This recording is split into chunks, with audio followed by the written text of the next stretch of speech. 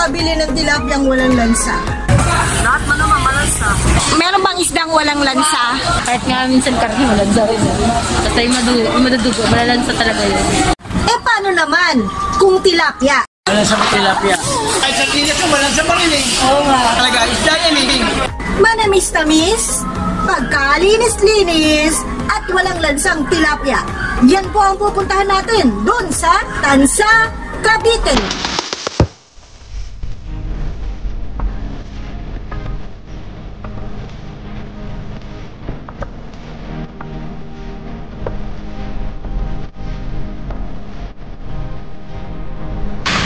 Nandito na tayo sa Cavite.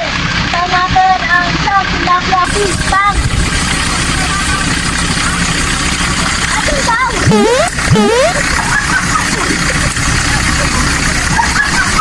Ang Nutriganics Farm ay pag-aari ni Miss Mapet. Andito na po tayo. Hi, Mom! Hello!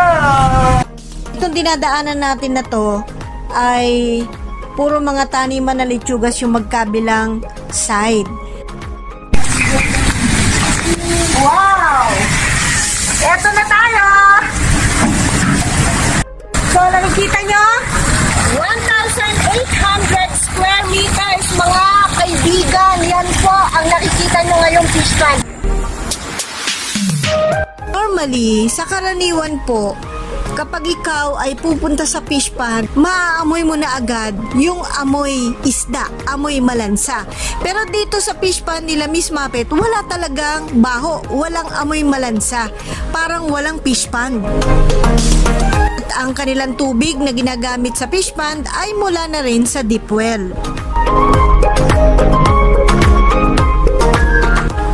Sa ngayon, merong 7,000 fingerlings ang inalagaan nila sa 2 baklad sa loob ng fish pond. Bukod pa yan doon sa mga isda na nasa labas ng baklad. Sa Mayo, doon nila harvest itong mga isda sa baklad. Sabi nga, kanya-kanya talagang diskarte yan. Dito kila Miss Mapet, hindi nila inalis yung mga kangkong. 4 birds in 1 shot. Ibang klase. Isa, para daw hindi gumuho yung pader ng fish pond, kaya hindi nila inalis yung dumadaming kangkong. Pangalawa, para naman yung mga isda meron silang pangmeryenda. Ikatlo, nagsisilbing shelter o kanlungan ng isda itong mga kangkong, lalo na kapag matindi ang sikat ng araw.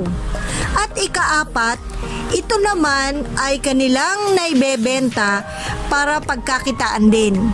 Dagdag kita, ika nga. Bukod po doon sa kangkong, ano pang kinakain ng mga alaga niyo? Ginagamitan namin ng katubi. At saka, kumakain din sila ng mga leftover lettuce trimmings. Yung mga kaya na po niyang kainin. Yung mga trimmings, ma'am, basta hinahagis lang na ganyan? Ako. Okay, kasi binibenta ko yun sa mga kapitbahay ko. Ngayon lang daw sila nakatikim ng pagkalinis-linis na tilapia. At saka walang aftertaste, walang dumi. Yung binuksan nila, takam-taka sila. Ba't ang linis-linis? At actually, ang term nilang matamis. Wow! Kaya Tilapiyang matamis! Matamis ang term nila. Tapos pinag-aagawa nila. Nagpakuha tayo ng ilang piraso ng isda mula sa puting baklad para makita ang isda na alaga nila. Ano yan? Puti hindi kayo tumataob. Dahan-dahan!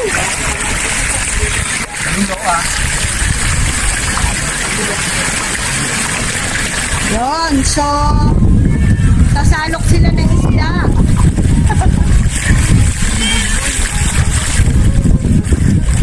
Baka matumba kayo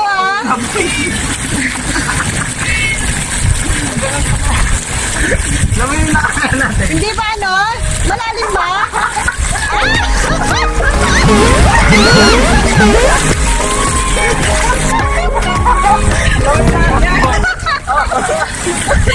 Ay kuya, nasaktan ka ba? Hindi naman. Ganyan po talaga sa fish pond. Kailangan talaga lumubog ka. So sasalok sila mga friends ng tilapia.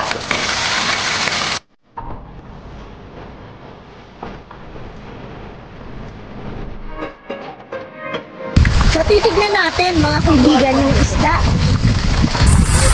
na alaga nila Miss Muppet.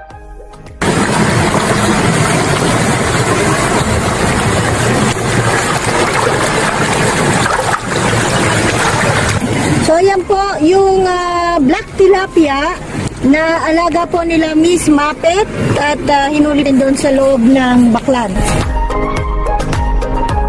Titignan na natin itong hinuli. Sa amoy, walang lansa. Ipuin natin. Kapag malansa, madulas to kasi yung mga laway ng parasites at saka yung bakterya, yan po nagpapadulas. Pero ito wala. Hindi po siya madulas.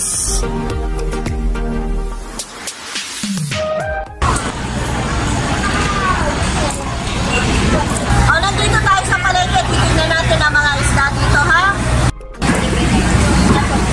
Madulas. So, alas di mo mahawakan.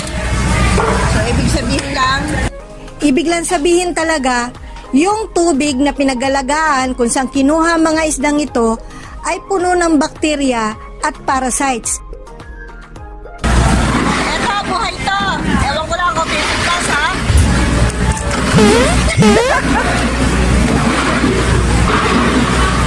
Malansa. Maghugas ka na ng kamay. Ayun. At maghuhugas ka pa ng kamay. Ayun. Salamat po. Oh, ito po yung sinasabi nating lansa. Ayan. Nakikita nyo? Yan. Yung parang sipon. Yan po yung tinatawag na slimy coat na lansa. O, kaya nagiging malansa yung isda kasi kapag ang isda ay may threat sa kanya, may mga parasites sa tubig na sumisip-sip do sa kanyang laman, dito sa balat niya, ay naglalabas siya ng kanyang lansa, ng kanyang slime coat. Yan, yung malagkit po na yan. Yan. Kaya ibig lang sabihin, maraming parasites at bakterya doon po sa tubig na kanyang pinanggalingan. Yan. Yan po yung wala doon sa isda ni Miss Muppet. Hipuin mo, walang lansa, walang dulas. Hindi na nga po ako naghugas ng kamay eh. So, ibig sabihin, walang naiwang amoy, walang naiwang lagkit. Nako, ganyan pala mga tilapia na kinakain natin. Pero wag mag-alala, dahil kung gagayahin nyo si Miss Muppet, mag-aani din kayo ng tilapia na walang lansa, walang bakterya at parasites sa kanilang mga balat at laman. Manamis-namis pa. Kahit hindi ko natikman ang tilapia na alaga nila Miss Muppet, naniniwala ako sa kanyang sinabi na manamis-namis yung kanilang alaga. Kasi naalala ko yung ilang user din ng technology sa Davao Mariculture na ang alaga naman mga bangus. Narito at babahagi ko sa inyo ang ilang video clips ng videong tinutukoy ko. After eating, they reported to me na okay ang taste ng isda raw. Sabi nila magatas. Magatas yan dahil milkfish yan. So hindi sir, iba-iba talaga.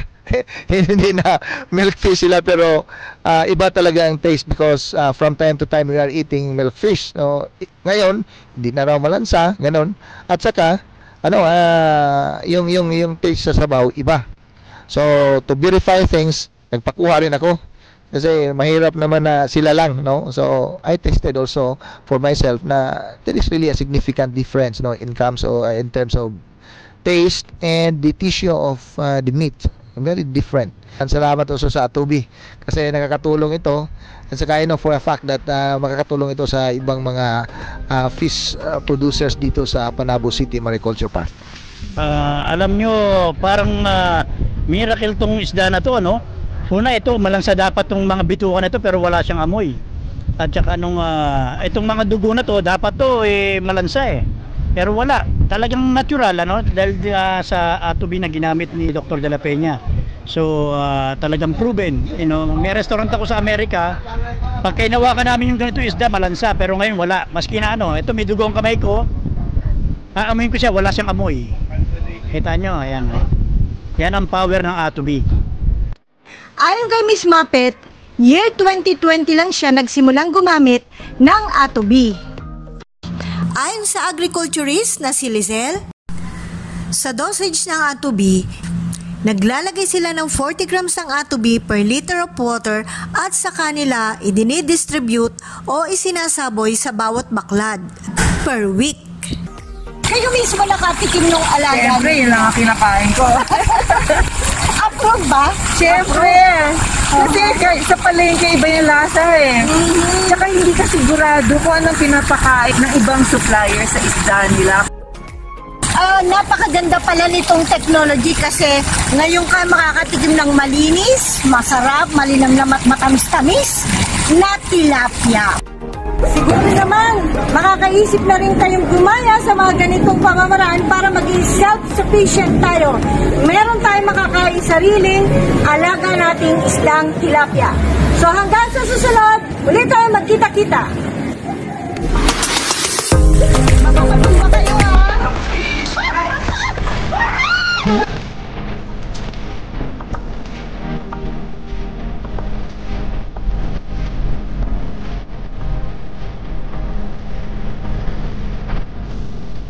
Thank you.